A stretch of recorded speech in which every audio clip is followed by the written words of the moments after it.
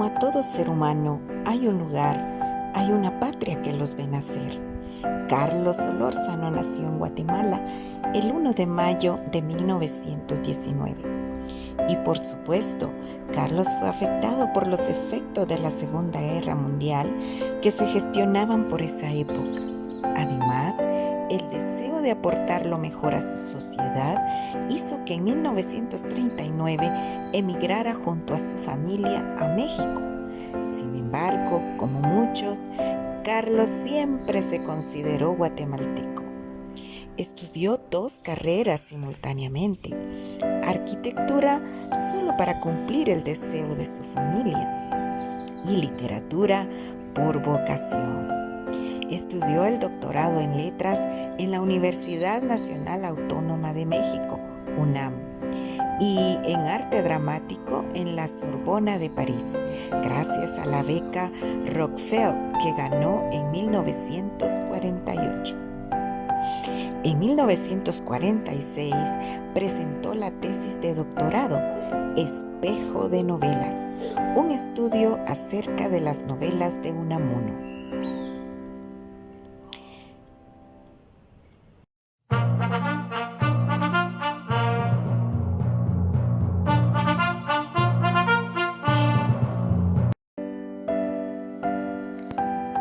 Carlos Solórzano se destacó como ensayista, dramaturgo, crítico teatral y narrador. Además, se desempeñó como director de teatro y profesor de la UNAM. Sus obras en el arte dramático fueron Espejo de novelas, 1945, Doña Beatriz, la sin ventura, 1954, El hechicero, 1955, La mano de Dios, 1957, El crucificado, 1958, Los fantoches, 1959, Tres actos, 1959, El sueño del ángel, 1960, El zapato, 1965, Los falsos demonios, obra de teatro, 1966, Cruce de vías, 1969, Las celdas, 1971.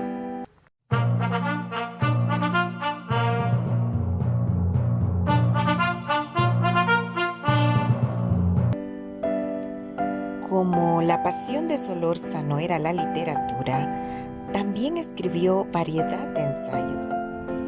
Del sentimiento plástico en la obra de Unamuno en 1944, Teatro Latinoamericano del siglo XX en 1961 y 1964, Antologías de Teatro Guatemalteco Contemporáneo en 1964, Teatro Breve Latinoamericano en 1965, el Teatro de la Posguerra en México en 1969, Teatro Breve Hispanoamericano Contemporáneo en 1970. ¿Qué pasa con el teatro en México? En 1971, el Teatro Actual Latinoamericano en 1972, Testimonios Teatrales de México en 1973, Teatro Breve en 1977, el Teatro Hispanoamericano Contemporáneo en 1993. En resumen, aproximadamente 300 ensayos breves y artículos de crítica teatral en los suplementos culturales Diorama de la Cultura del periódico Novedades y La Cultura en México de la revista Siempre, entre 1960 y 1969.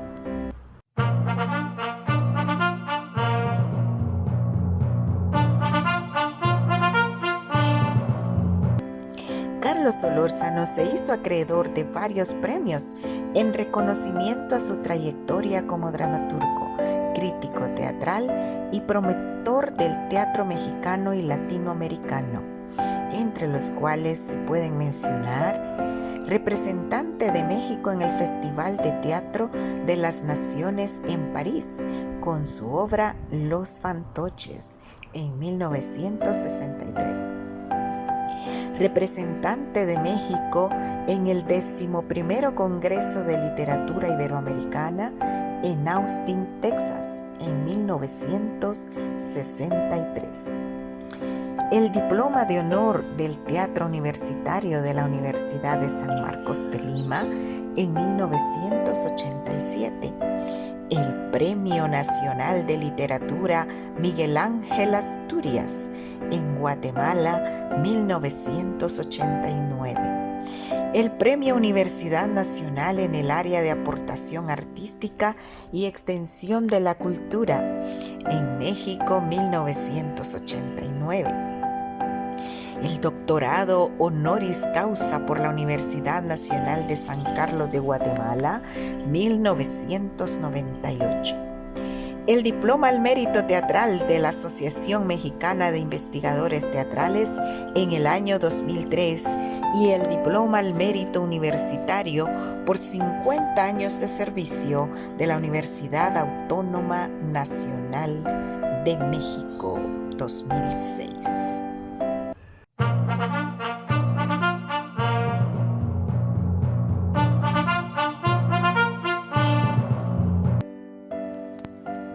Solórzano se basó su propuesta teatral en 3 raíces. 1. Su experiencia directa con las costumbres y formas de ser de Guatemala y México. 2. La formación teatral recibió en Europa, Francia, donde entró en contacto con otras formas culturales y corrientes del pensamiento como el existencialismo influenciado por Camus y Charles Derode. Y 3. Su apego al teatro clásico griego.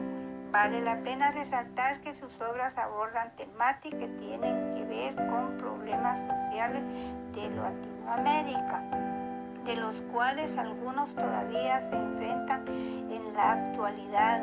Por ejemplo, como las libertades de todas las personas son coartadas bajo figuras de caciques, los temas del progreso y la angustia y la libertad cobran vida en los personajes dramáticos de Solórzano. Es en este espacio donde el existencialismo se representa no como teoría en estado puro, sino como una forma de vida. Sus temas son de intensa búsqueda del verdadero sentido de la existencia humana, los cuales fueron influenciados por Miguel de Unamuno, o quien admiraba mucho la libertad de Solórzano. Se puede enmarcar dentro del movimiento vanguardista, ya que en sus obras están presentes en forma muy clara el expresionismo, el existencialismo y el psicoanálisis, donde expresa su angustia personal y su preocupación de orden religioso y social.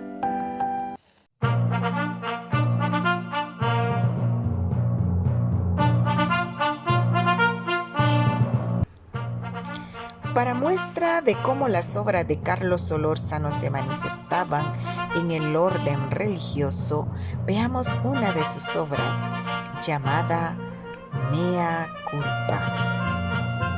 La obra Mea Culpa es parte de una trilogía de Carlos Solórzano, junto a Los Fantoches y El Crucificado.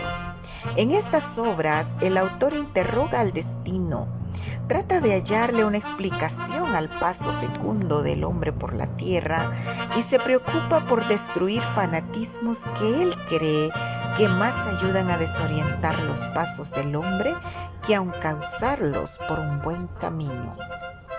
Dichas obras fueron escritas en distintas épocas y es evidente en ellas el tema del existencialismo, ya que en palabras de Solórzano tienen como objetivo ilustrar una preocupación, la del vacío que haya el hombre de hoy al buscar la resolución de todas sus dudas en una doctrina que me parece cada vez más ineficaz y que responde a la angustia racional con una invariable y rígida forma de evasión: la fe.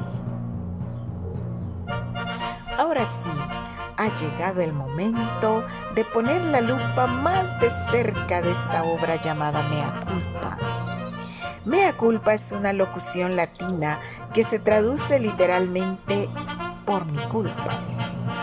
Esta obra es un ataque frontal contra 20 siglos de expiación dogmática de la Iglesia Católica.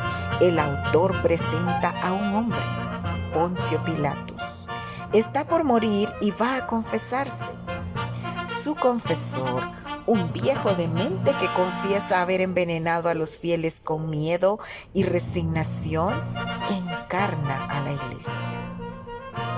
Tiene el cuerpo casi descompuesto, el corazón endurecido como piedra. Su confesión sugiere que, como durante las épocas prehispánicas, es la sangre humana lo que nutre a la religión. Irónicamente, el hombre no comprende nada de esto. Al no poder confesarse, queda paralizado. Se sepulta en el confesionario para salvar el alma. Otra vez los ritos no resuelven nada. Escuchemos. En el interior de una iglesia, con un ámbito sombrío, violáceo, casi negro, en el centro, una columna blanca que al elevarse en las sombras se desvanece en ella. Al pie de la columna, un confesionario muy barroco y muy dorado, con la cortinilla violeta corrida.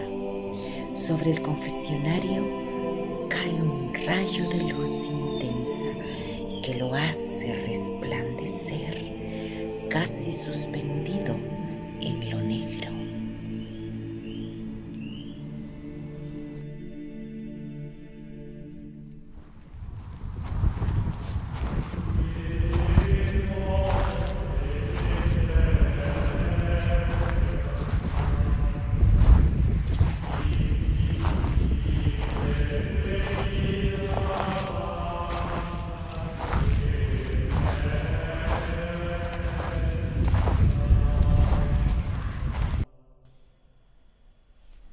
Qué alta es esta iglesia, qué silencio.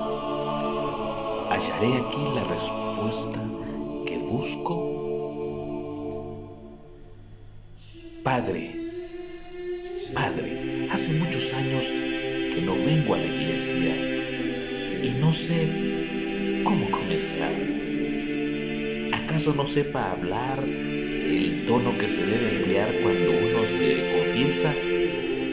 Pero hoy me sentí humilde. No estoy habituado a la humildad. Mi profesión me ha vedado esa costumbre. Dicen que es una profesión noble. ¿Querrá usted saber por qué me siento tan humilde? Pues bien, desde hace un año me siento perdido. No logro hallar el camino. Hoy, por ejemplo, salí de mi casa como siempre para ir a desempeñar mis funciones. Pensaba regresar a la hora de la comida y ya ve usted, es casi de noche y aún estoy fuera. Mi mujer debe estar enloquecida, la pobre. Quiere acompañarme a todas partes, sobre todo desde hace un año. ¿Cómo sufre? ¿Cómo sufrirá todavía?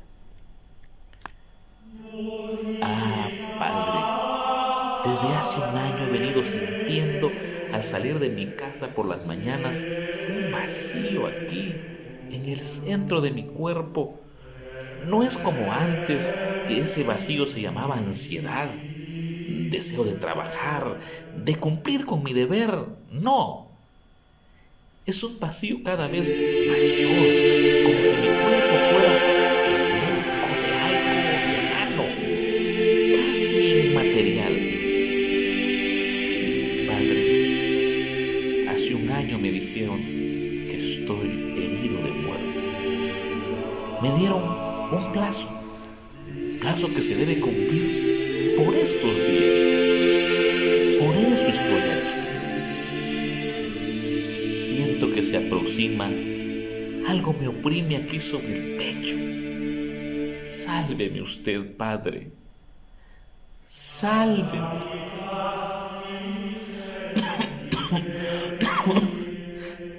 Perdón, ya sé que no debo golpear el confesionario. Pues bien, he venido porque sé que voy a morir y porque desde lo que sé me siento culpable.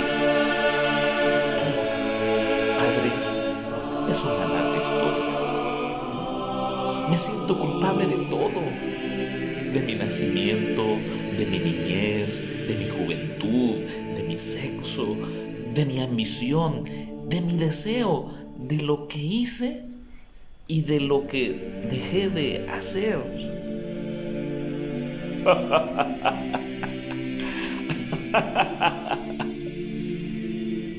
¿Se ríe usted? Qué extraño confesor. Creí que era un confesor. No debería reírse nunca. Pero bueno, ¿acaso tenga usted razón? Eso es. Será mejor que me vaya. No, al menos hoy quiero decir la verdad.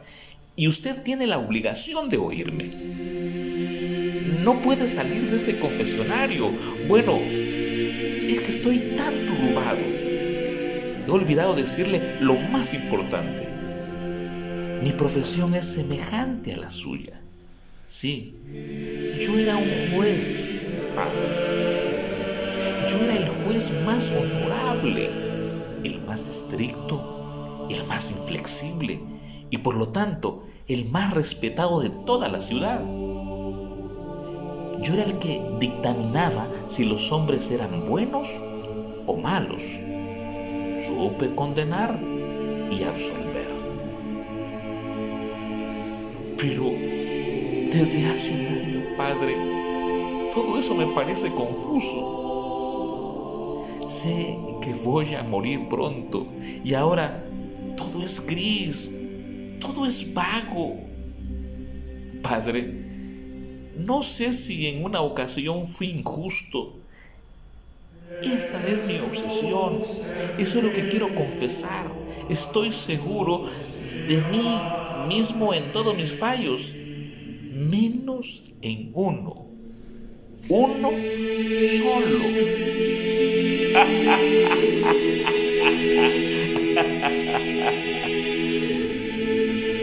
Aunque usted se ría, estoy dispuesto a decirle todo. Tal vez tenga usted razón y lo que a mí me parece tan importante no sea sino una niñería. Sí. Tengo la duda de haber sido justo. Muy pocos confiesan, sobre todo entre los jueces. Están muy seguros, pero yo no. Y quisiera creer. Sería tan fácil si pudiera olvidar, morir quietamente. Pero no. Un recuerdo me atormenta. El recuerdo de ese acusado al que condené. Después he pensado que él mismo quería que lo condenara y yo, ingenuamente, me dejé atrapar en el lazo y lo condené, condenándome a mí mismo. Lo enjuiciaron y yo lo olvidé. Pero desde hace un año, cuando me dijeron que voy a morir, no sé por qué extraña asociación, su recuerdo ha vuelto a mi mente para atormentarme y en realidad no sé por qué. Él era un desarrapado, casi un mendigo.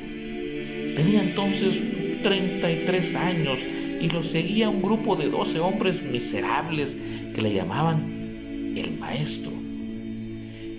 Me parece que estoy viendo sus ojos como si viera de nuevo el momento en que le condené. Cuando dicté la sentencia que lo hizo morir, él me dijo con un aire aparentemente tranquilo, pero que encerraba un furioso deseo de venganza: tú eres más culpable que yo. Busca y encontrarás. ¿Sabe, padre? Todo esto es un absurdo. Comprendan. Yo era entonces el juez de un pueblo pequeño y miserable. Era joven y quería labrarme un porvenir. Un día en que veía feliz el cielo de un azul tan intenso como mi juventud, vinieron a decirme que ese mendigo venía predicando, que se decía el elegido y que incitaba a los hombres a que desconocieran la justicia ordinaria, que se unieran y buscaran por sí mismos la salvación. De pronto tuve miedo. Desde que me lo dijeron, comencé a temblar como si presintiera que la presencia de ese hombre en mi vida iba a traerme tantas angustias. Hice que le trajeran ante mí precipitadamente. Cuando le interrogué, me contestó en un lenguaje confuso. Era evidente que quería burlarse de mí. Y como los habitantes de aquel pequeño pueblo lo seguían desconcertados, tuve que decidir. En realidad, no lo quería, pues sus palabras los entristecían, y así, entre una revuelta ocasionada por la desesperación o la muerte de un solo hombre, opté por lo segundo. Pero no vacilé mucho. En un cierto momento tuve la visión clara. Mi única misión era salvar a la sociedad, pues en aquel agitador veía yo un tirano que trataba de apoderarse de todas las voluntades. Lo sentencié y lo ajusticiaron. Su muerte causó una especie de alivio entre los que lo seguían. Los años pasaron y llegué a ser un hombre importante. No fue sino hasta hace un año cuando su imagen volvió a mi memoria con sus palabras: busca y encontrarás. He buscado durante ese tiempo, he vuelto a revivir dentro de mí todos los hechos, preguntándome si cometí una injusticia, lo cual significaría el fracaso total de mi vida como juez. Pero a veces me respondo que yo no le condené en ningún arrebato, que él con su lenguaje equívoco me enredó y me hizo que le condenara, porque un mendigo que habla de ser el elegido no está pidiendo casi a gritos que lo maten. Y ahora que voy a morir, todo deja de tener sentido. ¿Soy culpable, Padre? Dígame, ¿soy culpable?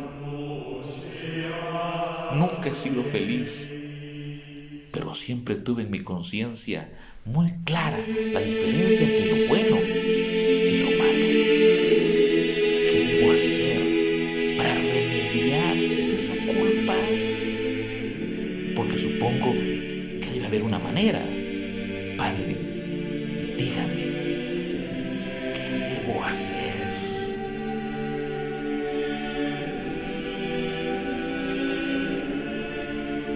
En el interior del confesionario se agita el confesor.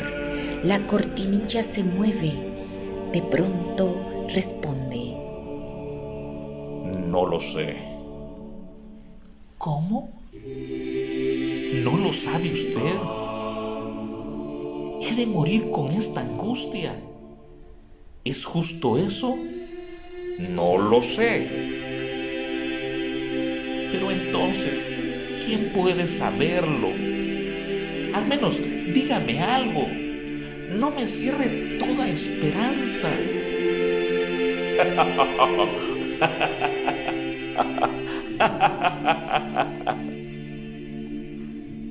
Padre, déjeme usted que le dé a la cara.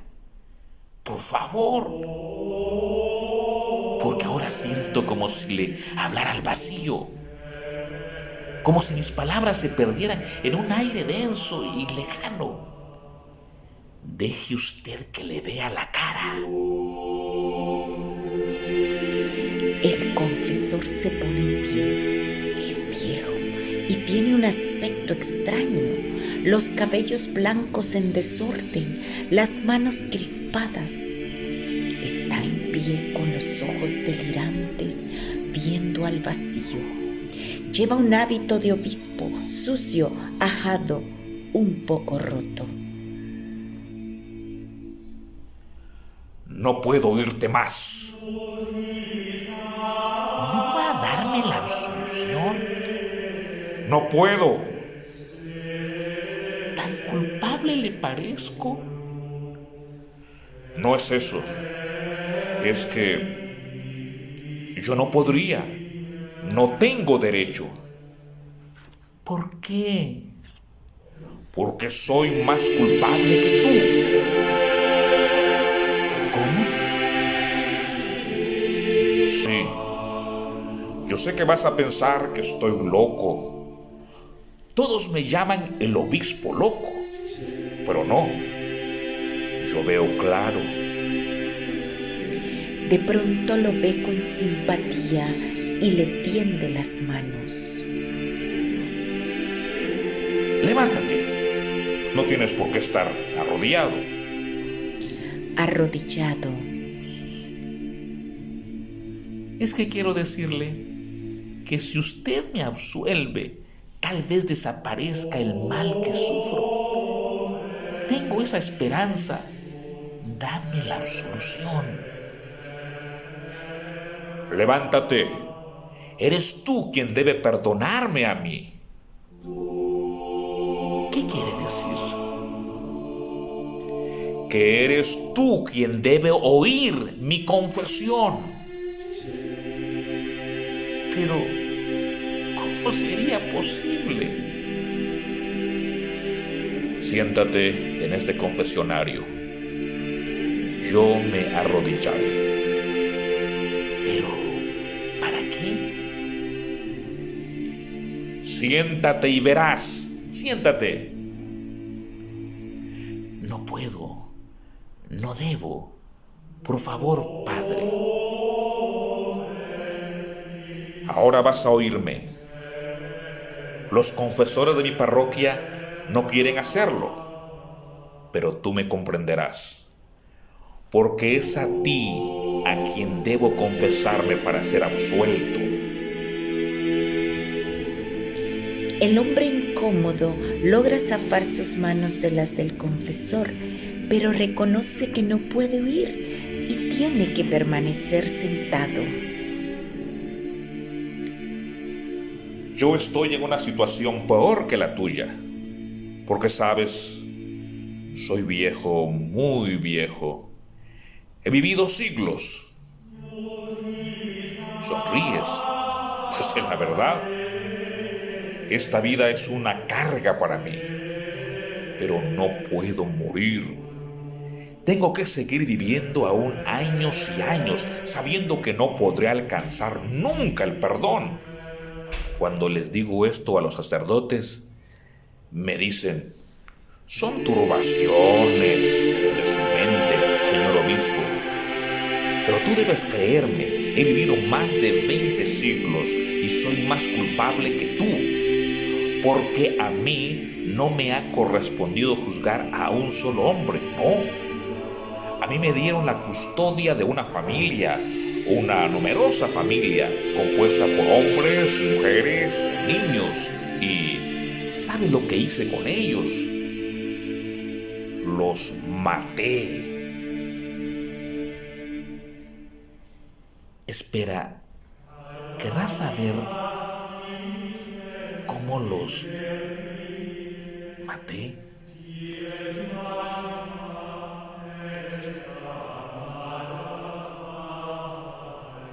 Así lo pusiste. Espera, ¿Querrás saber cómo los maté? Pues bien, lo hice poco a poco, sí, hora tras hora. Cada minuto que pasaba los mataba un poco.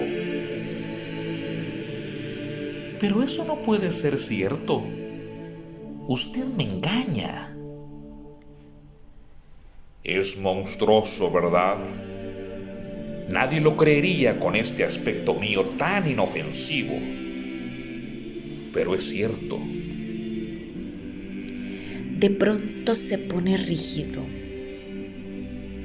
Lo más terrible es que no me arrepentí de haberlo hecho, sino hasta un día en que todo me pareció muy claro y los otros me llamaron loco. Se tuerce las manos con frenesí. Si tú pudieras saber. Usted desvaría. No dejaré que me envuelva en su delirio. Ya tengo bastante con mis tormentos. Debo irme. Por favor, no me dejes solo. No estoy loco. Habla con tal sinceridad y vehemencia que el hombre se ve obligado a seguir escuchando. Desde muy joven me entregaron una familia deseosa de ser libre, de conquistar una vida mejor. Y yo poco a poco les fui infiltrando aquel veneno. Que les maté con un veneno. ¿Sabes cómo es? No. Es sencillo. Va matando lentamente. Casi siempre mientras duermen las víctimas. ¿Sabes cómo se llama ese veneno? No. Pues es también sencillo. Tú conoces la palabra. Se llama miedo. ¿Miedo? Sí. Me consideraba un envenenador muy hábil. Daba la comunión a toda aquella familia todos los días y hasta recibí un premio por la vehemencia que ponía en mis sermones para convencerlos de que debían dejarse envenenar. Usted quiere burlarse de mí. Todas esas son ideas suyas. Hablas como mi confesor. Pero no, es verdad. Te juro que no he dicho más que la verdad. Durante siglos y siglos no supe qué hacer. Aquello era ser un envenenador. Muchas veces les di yo mismo la bendición a aquellos muertos. Hasta después supe que los había matado yo. Ve al hombre. Solo tú puedes castigarme. Me azotarás con un cilicio y cuando mi cuerpo haya sangrado, sentiré que dieron ellos por mí. ¿Sabes? Varias veces, por defenderme, peleaban contra mis enemigos, combatían valientemente y yo les di como premio cuando volvieron. El veneno, sí, y después la desesperación y la muerte. Venían orgullosos, yo los volvía humildes. Venían ambiciosos, yo los volvía resignados. Querían ser felices, yo les daba la desdicha. Toma con frenesí las manos del hombre y se las besa.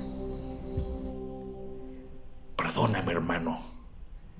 Hermano, tengo el corazón viejo como un sepulcro y pesado como una piedra. Perdóname.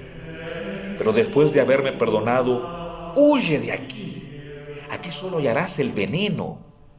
Dicen que una mujer te espera. Pues bien, vete con ella. Goza mientras puedas del amor, del mar, de la caricia del agua. Huye del veneno. Lo ve con serenidad. No te sientas culpable de nada. Te lo digo yo, que tengo tantas culpas. A mí me pasan en la conciencia todas las piedras de esta iglesia. Tengo un corazón de piedra gigantesco. Aléjate de mí, pero dime antes que me perdonas. Te pido perdón, hermano, por haber matado a tantos semejantes tuyos, por haberlos aniquilado en la desesperanza, por no haber sabido darles la felicidad, por haberles condenado a la desesperación. Y perdóname también por saber menos que tú, pues tú sabes que dudas y yo debo hacer como que creo. Te pido perdón. Ha caído de bruces frente al hombre que lo ve sin poder moverse en un estremecimiento convulsivo. Te pido perdón, perdón, perdón.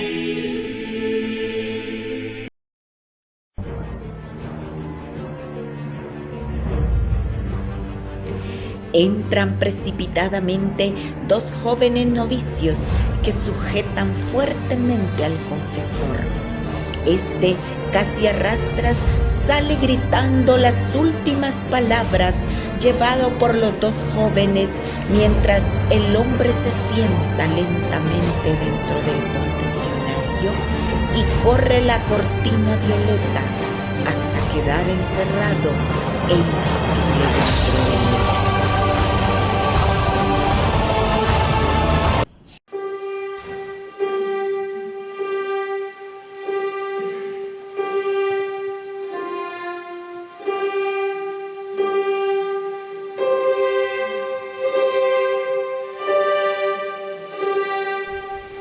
La obra Mea Culpa fue estrenada en un acto el 17 de octubre de 1960. Con esta obra el autor penetra más en los recintos de la problemática del ser. Para Carlos Solórzano, el asesinato del cuerpo es poco comparado con el asesinato espiritual.